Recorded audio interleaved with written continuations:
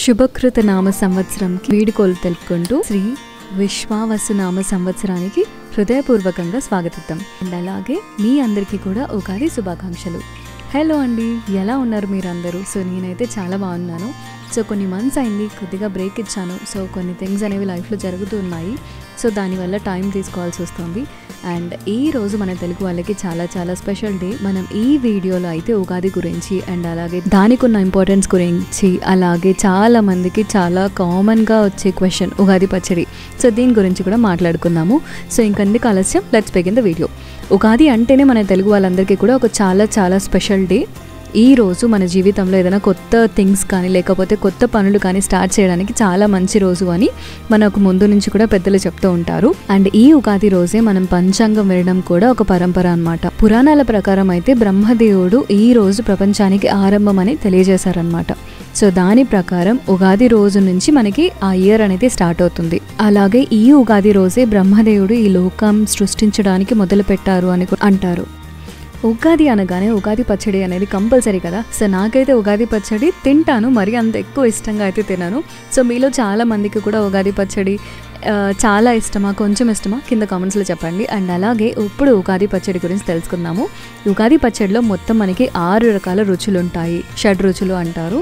ఇది మన లైఫ్లో ఎమోషన్స్ని రిప్రజెంట్ చేస్తుంది. అందులో ఫస్ట్ రుచి వచ్చి చేదు. ఇది వేప పూల వల్ల వస్తుంది.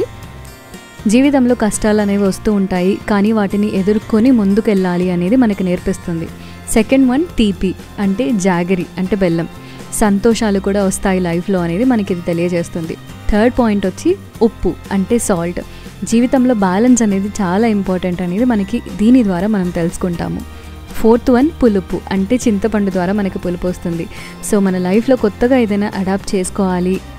ఎప్పుడు కూడా లైఫ్ అనేది ఒకేలాగే ఉండదు. సిచ్యువేషన్స్ని బట్టి కూడా మనం కొన్ని థింగ్స్ని మన లైఫ్లో అడాప్ట్ చేసుకోవాల్సి ఉంటుంది. అది మనం ఈ పాయింట్ నుంచి తెలుసుకోవచ్చు. ఫిఫ్త్ పాయింట్ వచ్చి కారం, అంటే మనం మిరియాలు దంచి వేస్తాం కదా. సో అది మనకి లైఫ్లో కొన్నిసార్లు ఛాలెంజెస్ అనేవి వస్తూ ఉంటాయి, కానీ అలాంటి ఛాలెంజెస్ వచ్చినప్పుడు ధైర్యంగా ముందడుగు వేయాలి అని చెప్పి మనం దీని నుంచి తెలుసుకోవచ్చు. సిక్స్త్ పాయింట్ వచ్చి వగరు, అంటే పచ్చి మామిడికాయ ఉంటుంది కదా. సో దానివల్ల మనకి వగరు టేస్ట్ వస్తుంది. మన లైఫ్లో అప్పుడప్పుడు కూడా మనం కొత్త కొత్త అనుభవాలని పొందాలి అని ఈ పాయింట్ నుంచి మనం తెలుసుకోవచ్చు.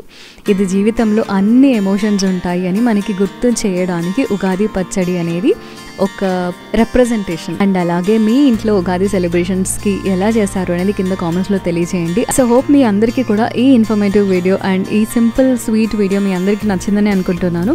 సో నచ్చితే ఈ వీడియోని లైక్ చేసి కామెంట్ చేయండి. అండ్ అలాగే కొంచెం సపోర్ట్ కోసం మీరు మన ఛానల్ని సబ్స్క్రైబ్ చేసి నన్ను సపోర్ట్ చేయండి.